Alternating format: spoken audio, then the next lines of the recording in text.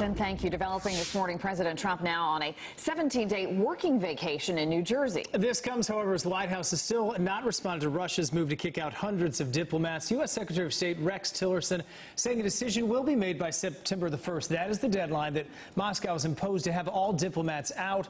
The news coming out of a meeting between Tillerson and Russia's foreign minister, which took place in the Philippines. Also developing, Secretary of State Tillerson says the U.S. and North Korea can sit down for talks. Tillerson says if Pyongyang wants to get serious about negotiations over its nuclear ambitions, the best way of showing interest would be to immediately stop the launches. Tillerson's remarks follow new UN sanctions imposed on North Korea after its intercontinental ballistic launches. North Korea says it will launch revenge against the United States over the adoption of those sanctions. And joining us right now to talk more about it, our political power panel, Carl Jackson in the newsroom, Ernest Deloach here in the studio. Good to see you both, gentlemen. How are you? Doing great. Thank you. Well, Carl, we're going to go ahead and start with you out in the newsroom. What are your thoughts here on what Pyongyang is now saying about we're going to come back at the United States specifically, not anyone else in the UN, but the United States specifically?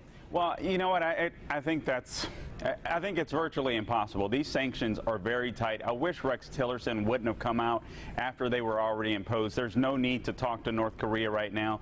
What they're going to do is basically demolish their ability to send 1/3 of their exports out of North Korea. That's going to cripple them. They don't have a major economy. I think it's about a $3 billion annual economy. So that's going to hurt them pretty bad.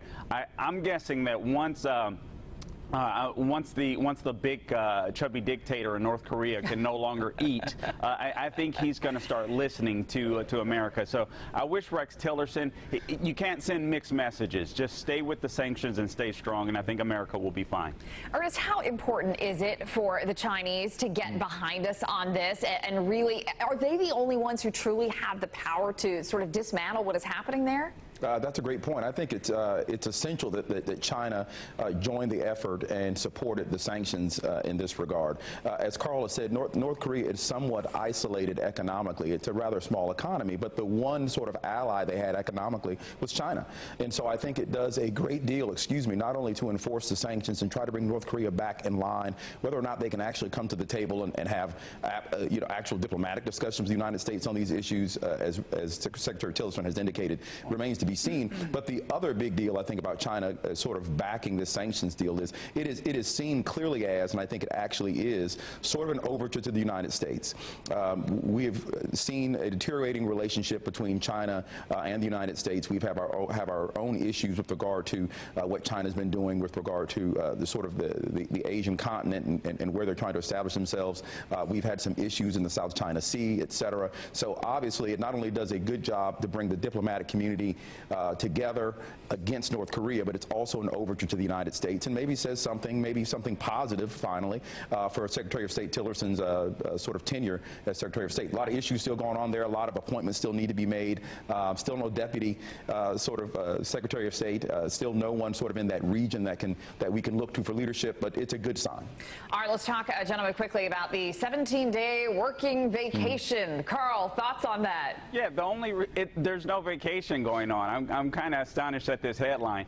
The president went ahead and went to New Jersey just because part of the White House is being revamped, being remodeled. So it's not a real vacation. I mean, the president is continuing to work. And honestly, I just think the North Korea, it's a good thing. Just to follow up on what Ernest said, the President Trump is doing what President Obama couldn't. He did bring China to the table. He did bring Russia to the table. So what we're seeing in North Korea is an absolute wonderful thing by President Trump, and we got to give him credit for this. This vacation is no vacation at all. The White House is being remodeled. All right. Ernest, thoughts? Well, it's interesting you said it's not a vacation. It's certainly true there are some scheduled construction going on at the White House, but I think the first official photo we saw of President Trump was in a golf cart with golf clubs. He was at his actual club. Was President Obama by him? Greeting his friends and greeting his guests. And so the fact that he's going to take a phone call here and there doesn't mean it's not a vacation. And again, optically, if President Obama was on a golf cart anywhere in the world, as he is even now, not as president, people would have a problem with it. So we'll see.